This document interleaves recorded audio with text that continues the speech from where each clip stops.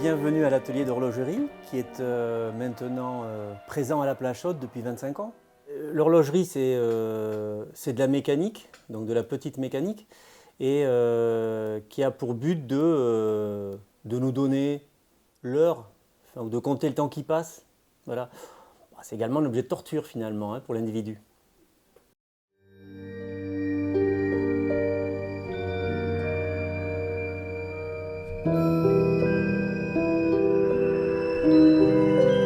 Moi j'ai grandi, voilà, chez moi c'est une vocation, en tout cas depuis tout petit j'ai voulu faire ce métier-là. Moi j'ai grandi dans une horlogerie, parce que mes parents avaient un atelier d'horlogerie, enfin un magasin, un commerce et un atelier, donc j'ai grandi dans l'atelier et le magasin. Et assez rapidement, disons, j'ai souhaité faire ce métier, que je fais toujours. J'ai eu le titre de meilleur ouvrier de France, enfin de un des meilleurs ouvriers de France, parce que on est rarement le seul. Et ça a été, ouais, c'était une épreuve dans le sens où il faut arriver à faire cette somme de travail tout en continuant à faire fonctionner son atelier, parce que à l'époque j'étais seul, donc compliqué quoi. Ça reste un moment fort dans une vie d'artisan, disons.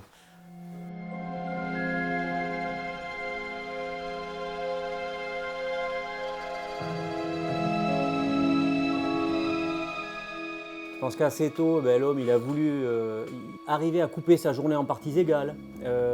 Après, c'était par rapport à certains rituels qui étaient des rituels religieux ou autres et qui correspondaient à des heures de la journée. Donc il fallait déterminer ce moment. Ça allait de, en pleine journée, le gnomon, c'est un bâton planté en terre ou n'importe quoi en fait finalement, et l'ombre portée, elle bouge et on finit par... ça permet de couper la journée ensoleillée en petits morceaux réguliers et par là même définir l'heure qu'il est. Et la nuit, c'était des bougies. Donc on avait des bougies graduées dont on connaissait à peu près à quelle vitesse elle allait fondre, disons. Et elle était graduée, ça permettait de déterminer le nombre d'heures passées depuis la tombée du jour, par exemple. En France, on a des centres de formation. La plus proche, c'est Mérignac. Et après, il y en a ailleurs en France. Donc moi, j'ai fait Morteau, dans le Haut-Doubs. Et Tom, lui, il a fait l'école de Rennes. Le métier, les bases du métier, elles sont anciennes.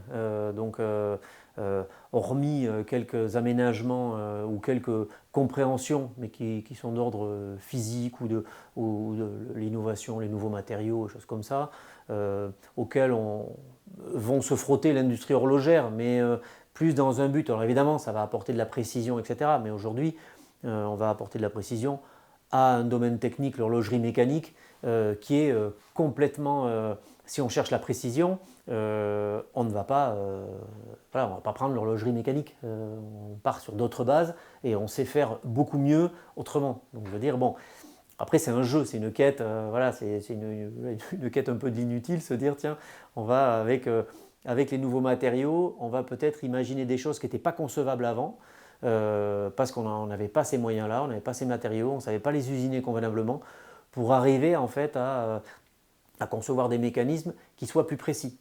Mais dans un but, c'est juste un beau geste en fait, si on veut bien. Donc oui, on emploie des savoir-faire, des compétences et tout ça. Mais la finalité de tout ça, voilà, aujourd'hui, on l'a surpassé par l'usage de la montre à quartz tout simplement. Et j'en passe, et des meilleurs, ou des objets connectés qui vont nous fournir une heure, l'heure atomique au poignet de tout le monde, et puis on n'en parle plus. Je veux dire, l'histoire de la précision, il est réglé, et puis point final. Voilà, donc c'est un geste différent, disons.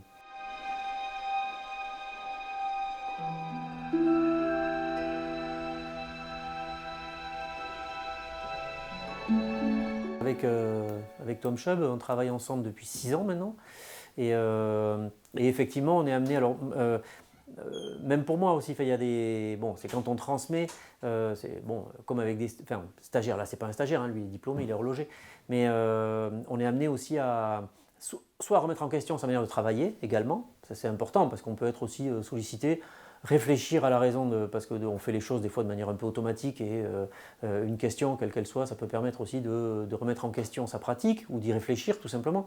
Donc voilà, donc l'histoire des tours de main aussi, enfin moi je l'imagine et je l'attends un peu comme ça, c'est que ça fonctionne dans les deux sens. C'est qu'on n'est pas là uniquement pour distiller un savoir-faire, mais également aussi pour s'imprégner des choses que peuvent amener quelqu'un d'autre. Et ça, c'est intéressant quand ça peut se partager comme ça. Donc évidemment, on ne va pas partager les mêmes choses.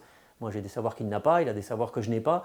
Et donc, bon, ce qui est plutôt intéressant, c'est de les mettre en commun pour essayer d'avancer un peu chacun ensemble. J'aimerais bien.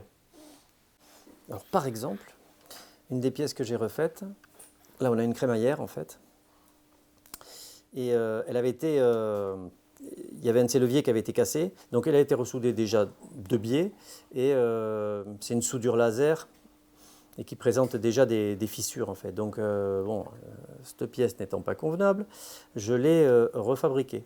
C'est une petite crémaillère, donc il y a un secteur denté, et puis qui permet justement d'actionner la sonnerie, en vue de nous donner, de nous sonner l'heure, les quarts et les minutes. C'est un travail qui est en perpétuel mouvement en fait. Et c'est vrai que dans nos métiers, on regarde un petit peu derrière ce qu'on a fait, mais on n'aime pas trop en fait, parce qu'on va trouver qu'il manquait ça ou que ça c'était pas abouti. Souvent c'est les travaux, on ne va pas les dénigrer, bon des fois oui, mais c'est surtout en fait on regarde vers l'avant, parce qu'en fait on s'appuie sur ses savoir-faire, donc ses expériences, mais surtout on imagine les choses de demain en fait, parce que on court après quelque chose en fait, vers la réalisation suivante, voilà. C'est assez excitant en fait.